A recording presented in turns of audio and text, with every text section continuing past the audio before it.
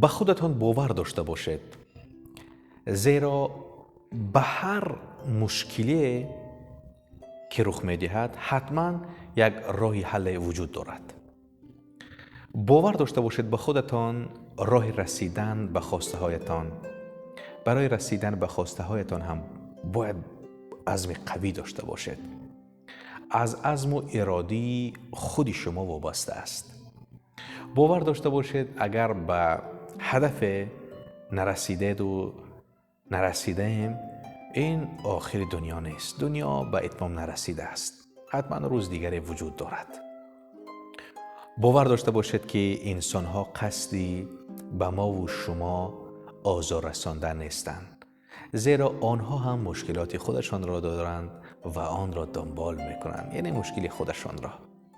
و از همه مهمتر این است که باور داشته باشید که همه چیز در دست قدرت لایزالی خداوند است. از این روز تلاش کنید مثبت باشید، فردی مثبت اندیش اما واقع گرا باشید. حتما به آرزو و هدفهای خود خواهید رسید.